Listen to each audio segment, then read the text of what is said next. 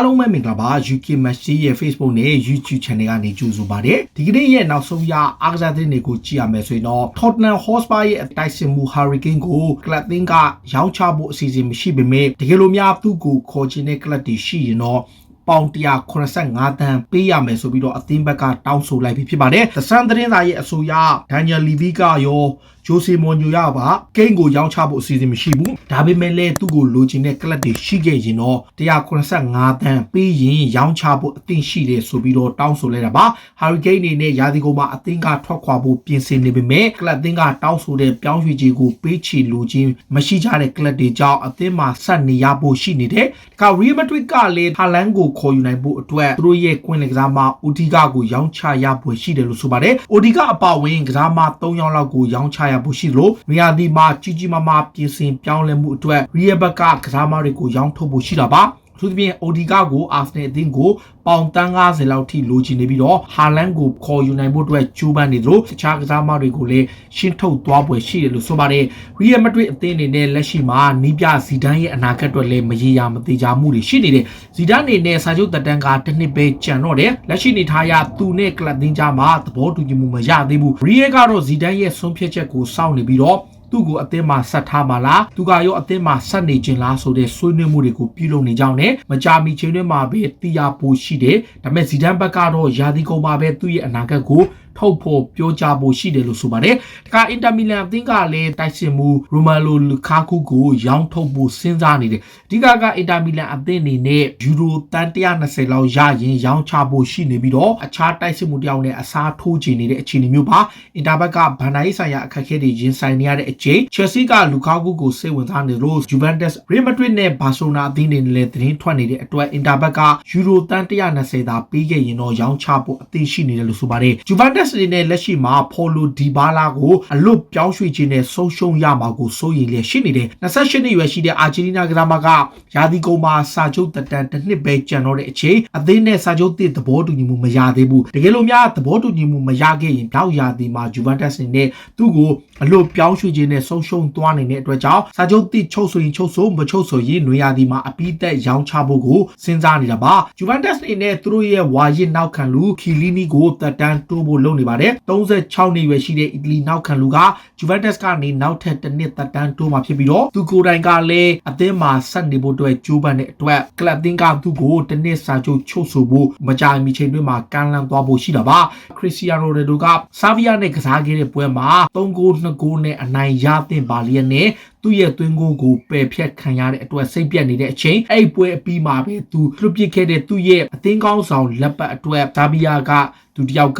လေးလံရောင်းချမှုတွေပြုလုပ်ခဲ့တယ်အဲ့ကွင်းတွင်းမှာတာဝန်ကျနေတဲ့တာဝန်ရှိသူတယောက်ကရိုနယ်ဒိုရဲ့လက်ပတ်ကိုကောက်ယူခဲ့ပြီးတော့ဆာဗီယာနိုင်ငံမှာယောဂခံစားနေရတဲ့ကလေးအတွက်သူတို့ဘက်ကရန်ပုံငွေအဖြစ်စတင်ဆောင်ရွက်ခဲ့တဲ့အခါမှာလက်ရှိမှာယူရို6000ကျော်ထိရရှိခဲ့ပြီးတော့ရောင်းချရတဲ့ငွေနဲ့ဆာဗီယာမှာယောဂခံစားနေရတဲ့ကလေးငယ်အတွက်ကုသဖို့အတွက်ဒါကျိုးပမ်းမှုတစ်ခုပြုလုပ်ခဲ့တယ်လို့ဆိုပါတယ်။ဒါကပေါ်တူဂီကလပ်ဘန်ဖီကာအသင်းကလည်းဝါရင်ကစားမတွေကိုခေါ်ယူနေတဲ့အသင်းဖြစ်တဲ့အတွက်မန်ချက်စတာစီးတီးရဲ့တိုက်စစ်မှုစာချုပ်အကွဲတို့ကိုခေါ်ချင်တဲ့ဘန်ဖီကာကအော်တာမန်တီတို့ရန်ဗဒွန်ကန်တို့အပါအဝင်ဝါရင်ကစားမတွေကိုခေါ်တဲ့အချိန်တစ်ဖက်ကစာချုပ်အကွဲတို့ကိုခေါ်ဖို့လုပ်နေတယ်ဆိုပြီးသတင်းတွေမှာဖော်ပြထားသလိုပေါ်တူဂီမီဒီယာတွေရဲ့အဆိုအရအကွဲတို့ကိုယ်တိုင်ကလည်းပေါ်တူဂီလိကိုပြောင်းရွှေ့ကစားနိုင်ပွဲရှိတယ်ဆိုပြီးတော့ဖော်ပြထားတာတွေလည်းရှိပါတယ်။ဒါကမန်ချက်စတာစီးတီးအသင်းအနေနဲ့သူတို့ရဲ့လက်ရှိအသင်းကောင်းဆောင်ဖာနန်ဒီညိုရဲ့နေရာမှာအစားထိုးဖို့တဲ့ကစားမ3ယောက်ကိုယာထားပြီးဖြစ်ပါတယ်။မန်စီးတီးအနေနဲ့စာချုပ်သက်တမ်းတိုးဖို့ကြိုးပမ်းနေရင်ကအဆင်မပြေဖြစ်တဲ့ဖာနန်ဒီညိုနေရာမှာအစားထိုးဖို့အတွက်မူချန်ကလာဘတ်ရဲ့ကွင်းလေကစားမ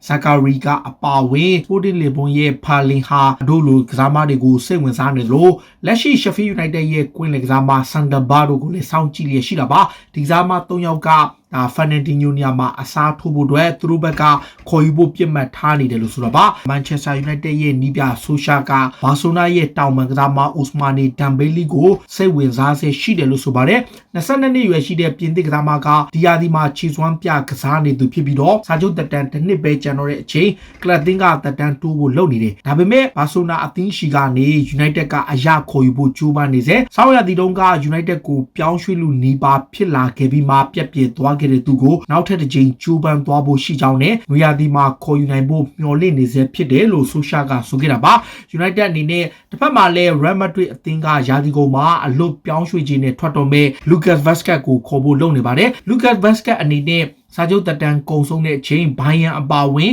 ပြိုင်ဘက်အက်တလက်ကိုမက်ဒရစ်နဲ့တခြားထိပ်တန်းကလပ်တွေကလူချင်းနေဒါပေမဲ့ United က Lucas Vazquez ကိုတောင်မှန်နှစ်ခုလုံးမှာကောင်းကောင်းသုံးနိုင်တဲ့အတွက်သူ့ကိုခေါ်ယူဖို့ပြိုင်ဘက်ကလပ်တွေနဲ့အပြိုင်စိတ်ဝင်စားနေတယ်လို့ဆိုပါတယ် United ရဲ့နီးပြအိုလီဂနာဆိုရှာကိုတော့အသင်းရဲ့အမှုဆောင်ချုပ်ဖြစ်တဲ့အဒူကငွေရသည်မှာငွေထုတ်ပေးဖို့ရှိကြောင်းနဲ့သူ့အနေနဲ့အသင်းအတွက်တေချာပေါက်ကစားမ3ယောက်လောက်ကိုတော့ဖြည့်တင်းပေးဖို့စီစဉ်ထားတယ်လို့ဆိုပါတယ်ဆိုရှာတောင်းဆိုမဲ့ကစားမတွေသူတို့အသင်းဘက်ကနေဘုတ်ဖွဲဘက်ကကိုက်ညီနိုင်မဲ့အချက်လက်တွေကိုကြည့်ပြီးတော့ကစားမတွေကိုဝယ်ယူအားဖြည့်မှာဖြစ်ပေမဲ့လေကစားမ3ယောက်လောက်ထိသူတို့ဘက်ကအားဖြည့်ဖို့ရှိတယ်လို့ဆိုပါတယ်။ဒါက Chelsea အသင်းမှာလည်းဒဏ်ရာပြဿနာတွေနဲ့ရင်ဆိုင်နေရတဲ့တိုက်စစ်မှုထာမီ Abraham ကတော့ခြေချင်းဝတ်ဒဏ်ရာတတ်တာလာခြင်းမရှိသေးပဲရုန်းကန်နေရပါတယ်။23နှစ်အရွယ်ရှိတဲ့ထာမီ Abraham ကပြီးခဲ့တဲ့ January လ Newcastle နဲ့ပွဲကလေးကဒဏ်ရာရပြီးအနားယူနေရတာပါ။ Chelsea ဘက်ကထာမီ Abraham ရဲ့ဒဏ်ရာကိုစောင့်ကြည့်နေရဆဲဖြစ်တဲ့လက်ရှိချိန်ထိကစားနိုင်ဖို့မသေးကြသလိုနောက်ထပ် Yedderback အနေငယ်လောက်ထိသူ့ကိုဆုံးရှုံးရပွဲရှိနေတယ်လို့ဆိုပါတယ်။ Manchester United, Chelsea နဲ့ Juventus အသင်းအပါအဝင် Real Madrid အသင်းတွေက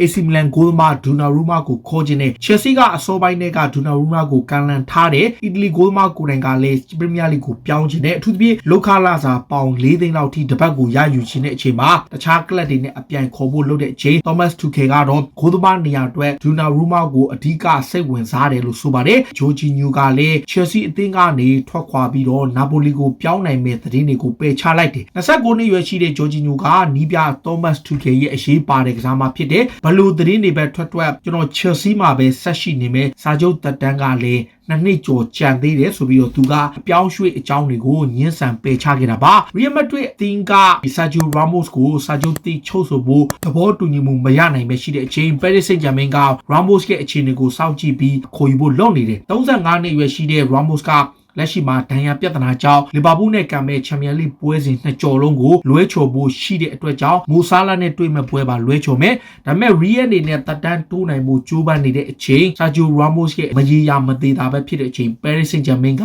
သူ့ကိုခေါ်ယူဖို့အရှိန်ဟုန်မြင့်ကြိုးပမ်းနေတာလည်းဖြစ်ပါတယ်။ဒါ Arsenal အသင်းကလည်း RB Leipzig အသင်းရဲ့တောင်ပန်ကစားမ Nkunku ကိုခေါ်ဖို့လုပ်နေတယ်။ဒီကစားမက PSG အသင်းမှာရှိစဉ်ကတည်းက Arsenal ကကြိုးပမ်းခဲ့ဘူးတဲ့။ဒါပေမဲ့ Leipzig ကိုရောက်တဲ့အချိန်မှာခြေစွမ်းပြလာနိုင်တဲ့23နှစ်ရွယ်ရှိတဲ့ပြင်သစ်တောင်ပန်ကစားမကိုမြောက်လန်ဒန်ကလပ်ကပြန်ခေါ်ခြင်းတွေကြောင့် Sky Germany ကဖော်ပြခဲ့တာပါ။ Arsenal ရဲ့ကွင်းလင်ကစားမ Lucas Torreira ကတော့ပြီးခဲ့တဲ့ရက်ပိုင်းအတွင်းမှာကိုဗစ်ပြဿနာကြောင့်သူ့ရဲ့မိခင်ဆုံးရှုံးခဲ့ရတဲ့အတွက်စိတ်ပြက်လျက်ရှိနေသလိုဥရောပကိုဆွန့်ခွာပြီးတော့တောင်အမေရိကမှာပဲဘောလုံးပြန်ကစားဖို့စဉ်းစားနေပါတယ်။ ESPN ရဲ့အဆိုအရ Torreira ကသူငယ်စဉ်ကတည်းကအားပေးတဲ့ Boca Juniors အသင်းကိုပြောင်းရွှေ့ကစားဖို့ကြိုးပမ်းလျက်ရှိနေတယ်လို့ဆိုပါတယ်။အခါ Arsenal အသင်းရဲ့နီးပြ Mikel Arteta ကတော့လက်ရှိမှာကလပ်အသင်းဘက်ကမှန်ကန်တဲ့စီမံကိန်းတစ်ခုကိုသွားနေတဲ့အတွက်သူတို့အသင်းအနေနဲ့လာမယ့်ရာသီမှာထိပ်တန်းအဆင့်ရှိတဲ့ကစားမတွေကိုအားဖြည့်ဖို့ရှိပေမဲ့ပေးသက်တွေနဲ့အချိန်တိုင်းတာတစ်ခုထိစောင့်ဖို့လိုအပ်ကြောင်းသူကဆိုလိုက်ပါတယ်။အာဆနယ်အသင်းဘက်ကနွေရာသီမှာ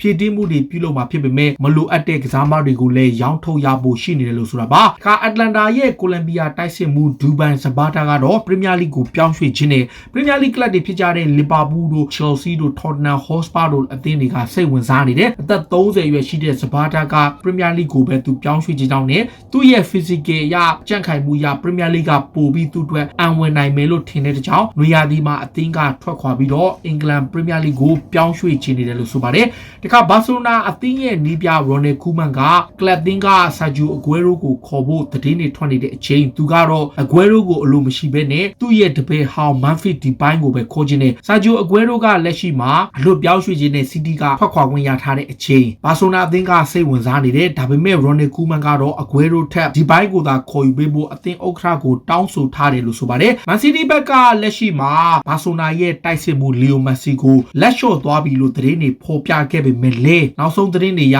ခေါ်ယူဖို့ကြိုးပမ်းနေစေဖြစ်တယ်လို့ဆိုပါတယ်ပြီးခဲ့တဲ့ရက်ပိုင်းတုန်းက Manchester City ကအကွဲရိုးကိုထွက်ခွာတဲ့အချိန်မှာ Leo Messi ကိုအစားထိုးခေါ်ယူဖို့ပြင်ဆင်နေတယ်လို့သတင်းတွေထွက်နေတယ်ဒါပေမဲ့ Man City နေနဲ့ Sergio Aguero ရဲ့ထွက်ခွာမှုရဲ့နောက်မှာကစားမသိခေါ်ယူဖို့မရှိပေမဲ့ Messi ကတော့သူတို့ရဲ့ target ကနံပါတ်1ဖြစ်နေစေဖြစ်ကြောင်းနဲ့ခေါ်ယူဖို့အတွက်ကြိုးပမ်းမှုကိုဆက်ပြီးပြုလုပ်သွားပွဲရှိတယ်လို့ဆိုတာပါလီဗာပူးအသင်းရဲ့အနီးပြယာကန်ကလော့ကတော့လူရသည်မှာသူတို့ရဲ့အသင်းကောင်းဆောင်ဂျော်ဒန်ဟန်တာဆင်တယောက်ဒဏ်ရာပြဿနာတွေကနေရုံထွက်နိုင်ပြီးတော့ယူရိုပြိုင်ပွဲပါဝင်နိုင်ဖို့မသေးကြဘူးလို့ဆိုရပါတယ်လက်ရှိမှာဟန်တာဆင်ကဒဏ်ရာပြဿနာကြောင့်နားနေရတဲ့အချိန်နောက်ခံလူဗာဂျယ်ဗန်တိုင်းနဲ့ဂျိုးဂိုဘန်တို့နဲ့အတူယူရို2020ပြိုင်ပွဲကြီးကိုလက်ရွေးစင်အသင်းတွေနဲ့ပါဝင်နိုင်ဖို့မရေရာမသေးကြဘူးလို့ကလော့ကဆိုခဲ့တာပါလီဗာပူးရဲ့ကွင်းလက်ကစားမဂျိမ်းစ်မင်နာကတော့ကစားမဘွားကနေအနားယူဖို့အဆုံးဖြတ်ကမကြသေးဘူးလို့ဆိုလိုက်ပါတယ်35နှစ်ရွယ်ရှိတဲ့ James Milner ကလက်ရှိချိန်ဒီမီဒီယာတွေကကျွန်တော်ကိုအမြဲတမ်းမေးနေတာကအနားယူမဲ့ကိစ္စမေးနေပေမဲ့လေကျွန်တော်အနေနဲ့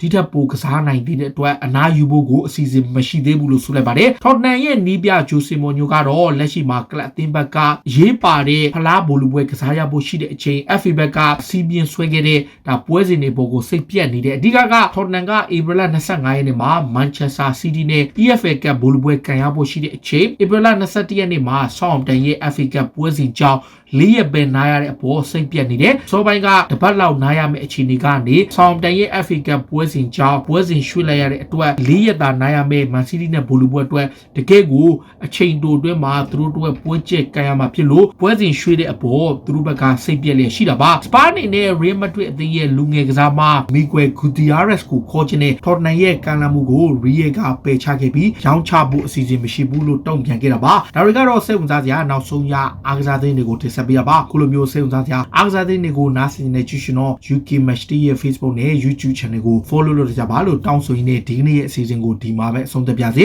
အားလုံးကိုကျေးဇူးတင်ပါတယ်ဗျအရေးတော်ဖို့အောင်ရမည်